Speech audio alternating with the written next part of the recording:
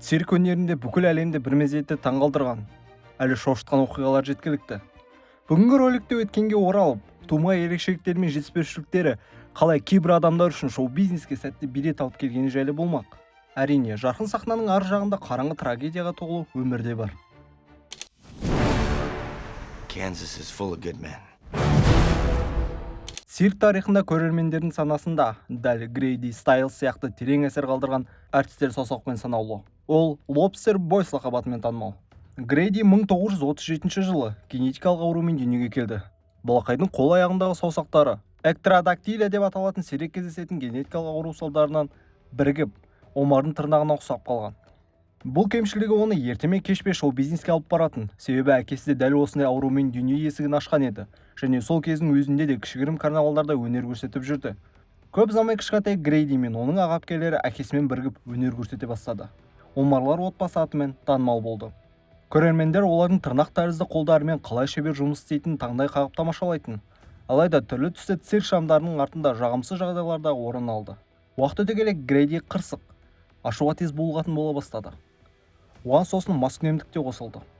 Маскүнем туыстарына күн бермеуге қарады. Осылардың барлығы трагедия орын алғанға дейін жалғасты. Стайлс қызының сүйіктісін өлтірді. Сот оны күнәлі деп танығанымен, физикалық кемшіліктерінің арқасында түрмеге отырғызылмады. Грейдидің биографиясының бұл бөлігі цирктегі Омар деген аңызға қорқынышты рең беріп оқиға тарала түсті. Цирктегі Омар экранға тағы бір ерекше адамды шығарды, Фанни Милс. Бұл әйел Огайодан келген үлкен аяқты қыз атымен танылды. Фенни 1860 жылы дүниеге келген және өте сирек кездесетін мир ауруына шалдыққан. Бұл ауру аяқтардың шамадан тыс ұлғаюына себеп болады. Бойы небәрі 127 см, салмағы 45 келі болғанымен, оның дене құрылымындағы ең ерекше айырмашылық аяқтарында еді. Фотосуретте байқағандарыңыздай, аяғы енді әрі алып болған. 1885 жылы Фенни өз ерекшелігін жұртқа паш етуге бел буып, ел аралап гастрольдік сапарға шықты. Көрермендер әрине аң-таң болатын. Ал шоу ұйымдастырушылары әйелді жарнамалау үшін келесідей құлыққа барды. Ханымдар мен мырзалар, кімде-кім бұл әйелге үйленсе, бірнеше мың доллар алады. Бұл әрине жарнамалық трюк болатын. Алайда цирк Фенниге күтпеген сыйлық жасады. 1886 жылы қызға оның күтушісінің ағасы Уильям Браун ғашық болып қалады. Қызда кетәрі болмай, екеуі сол жылы тұрмыс құрып, цирк қабырғаларында да шынайы махаббат бола алатынын дәлелдеді. Иә, Феннидің оқиғасы өте қызық, алайда үш аяғы бар Франческо Лентинидің оқиғасы өз алдына бір төбе. Ол 1886 жылы Италияда дүниеге келген. Үшінші аяғы жатырда толық бітпей қалған паразиттік егізіне пайда болған. Алайда балақай кішкентай кезінен бастап қосымша аяқпен өмір сүруді үйреніп қана қоймай, ерекшелігін түрлі іс-әрекеттерге шебер қолданатын. Ол жүгіретін, секіретін, тіпті велосипед айдай алатын. 8 жасында балақай Америкаға аттанып, өнер көрсете бастады. Көрермендер аң-таң болатын. Лентини сенімді түрде футбол добын теуіп, билеп, кедергілерден секіріп өтетін. Тіпті бойында ерекшелік жоқ секілді.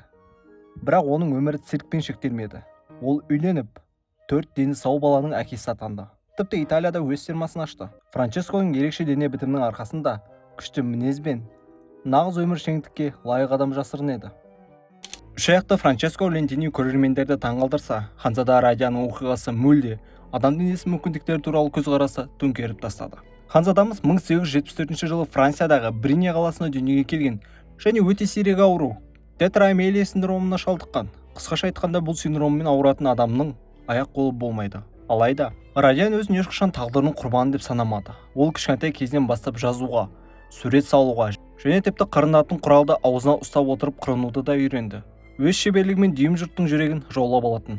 Барнума циркіндегі әріптестері оның болашағынан зор үміт күтті. Себебі ол аузына қыстырылған темекіні шебер шегіп, астарлы әзілдерімен көпшілікті күлкіге қарық қылатын.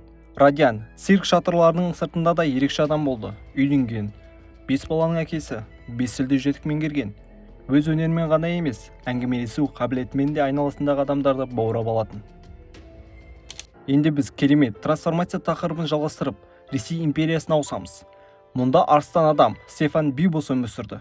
Ол 1891 жылы дүниеге келді. Оның денесін, әсіресе бетін қалың түк басқан еді. Бұл сирек кездесетін гипертрихоз дерті болатын. Сол себепті оның сырт келбеті арыстанға ұқсайтын. Ол туралы әртүрлі аңыздар тарады. Бірі анасы жүкті кезінде арыстаннан қорққан десе, кейбіреулері жұмбақ қарғыстан болса керек десті. Қалай болғанда да, Бибос Барнум мен Бейли циркінің басты жұлдыздарының біріне айналды. Уақыт өте келе көрермендер оның сырт келбетіне ғана емес, ішкі дүниесіне де тәнті болды. Стефанның ақылы өте сирек еді. Ол өзін өзгелерге табиғаттың қызық жаратылысы ретінде емес, толыққанды ұжым мүшесі ретінде қабылдата алды. Арсын адамның оқиғасы тек ерекше қабілетпен емес, адамның шексіз мүмкіндіктерін еске салумен де ерекше.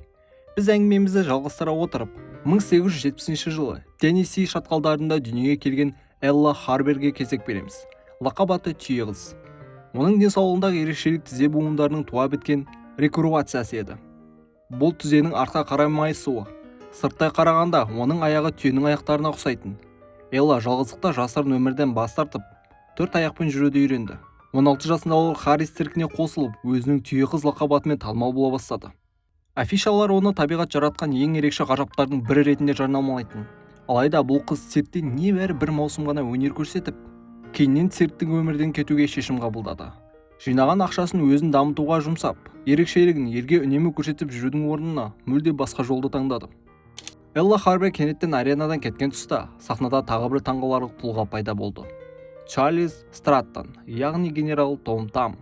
Ол 1838 жылы Коннектикутте дүниеге келді. Чарльз сирек кездесетін ергежейлік ауруымен туылған. Оның бойы шамамен 64 сантиметрде тоқтап қалды. Бірақ кішкентай бойы оған үлкен артықшылық келді. Ұлы шоумен Барнум оның бойында көрермендерді баурап алатын ерекше талант барын бірден байқап, сахнаға шығарды. Чарльз өте сүйкімді болатын, ән айтатын, актерлік шеберлігі де жоғары еді. Генерал Том Там лақап атымен ол әлемге танымал бола бастады. Тіпті патшалар мен президенттердің алдында өнер көрсетті. Жыл сайын оның даңқы артып отырды. Сахнада жетістіктерден бөлек Страттон дарынды кәсіпкер ретінде де танылды. Ол тапқан табысының бір бөлігін Барнуммен бөлісіп, екеуі бірге үлкен байлық жинады. Ал ол цирктегі әріптесі Лавина Уорренге ғашық болғанда, олардың үйлену тойы сол жылдардағы ең елеулі оқиғалардың біріне айналды. Бұл махаббат ешқандай бойға да, ешқандай қоғам пікіріне де тәуелді емес екенін көрсетті. Генерал Там кішкентай дененің ішінде үлкен рух болуы мүмкін екенін дәлелдеген жан болса, келесі оқиға адам денесінің үнемі әлсіреп, жоғалып бара жатқанын көрсететін қарама-қарсы тағдыр. Исаак Спрэг тарихта тірі қаңқа ретінде есте қалды. Ол 1841 жылы Массачусетте дүниеге келген және бала кезінен денсаулығы жақсы болған, бірақ жасөспірім шағында-ақ жақсы тәбетіне қарамастан салмағы тез азая бастады. Дәрігерлер қанша зерттесе де оның неге бұлай тез арықтап жатқанын түсіне алмады. Нәтижесінде Исаактың салмағы небәрі 20 келеден сәл асатын болды.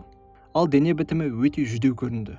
Көпшілік оны көргенде қорқатын, әрі қызығушылықпен қарайтын. Ал Исаак өзін өзі асырау үшін шоумен Барнуммен байланысты. Тірі қаңқа нағыз сенсацияға айналды. Адамдар оны көру үшін ұзын сонар кезекте тұрды. Бірақ жағдайының барлық трагедиясына қарамастан, Исаак 2 рет үйленіп, 3 баланың әкесі атанды. Тағдырының ерекшелігімен ол тіпті өзін сахнаға шығарған Барнумның өзінен де ұзақ өмір сүрді. Енді арықтаудан жапа шеккен адамның оқиғасына сирек кездесетін басқа аномалияға көшейік. Бұл жағдай әйелді тұтас денесін қаптаған қалың түкпен ерекшелендірді. 1911 жылы Пуэрто-Рикода Присцилла Лаутер дүниеге келді. Ол гипертирозға шалдыққан. Оның денесі басынан аяғына дейін қалың түкпен жабылған еді. Осы себепті ол маймыл қыз деген лақап атқа ие болды. Оның әкесі 3 жасар Присцилланы Нью-Йоркке алып келіп, дәрігерлерден көмек күтті. Бірақ кішкентай қыз дәрігерлердің орнына цирк кәсіпкерлерінің назарына ілікті. Алайда бір игі ниеттегі импресарио Карл Лаутер Присцилланы жай ғана феномен емес, қамқорлықты қажет ететін бала ретінде қабылдады. Ол қызды бауырына басып, қолдау көрсетті. Сөйтіп Присцилла цирк аренасында гүлдене бастады. Көп ұзамай Присцилла өзінің махаббатын да тапты.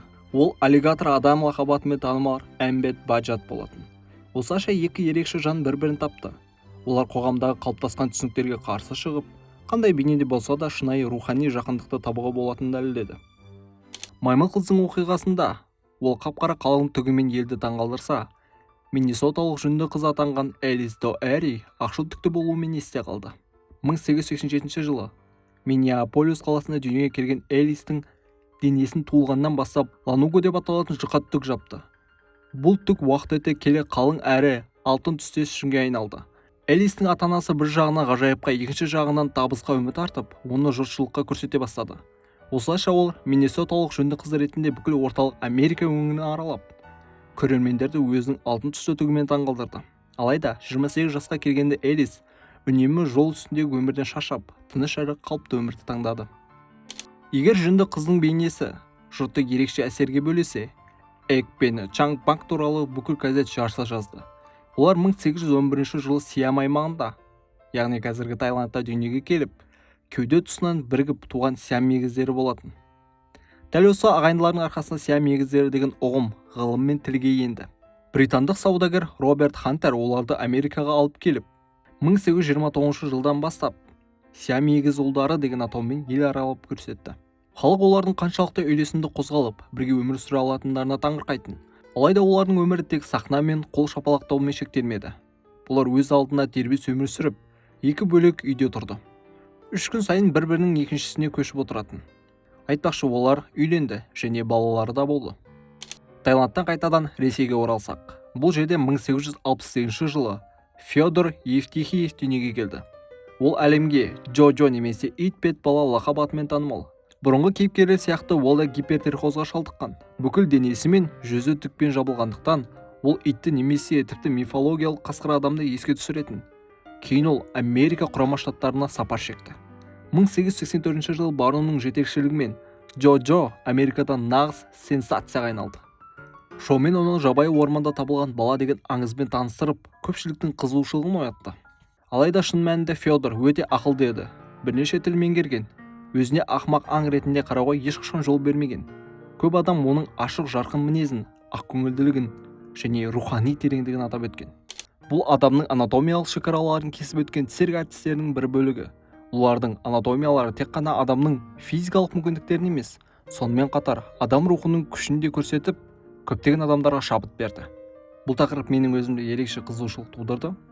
Ерекше және ол адамдарды зерттеген өте қызықты. Сондықтан міндетті түрде екінші час шығады.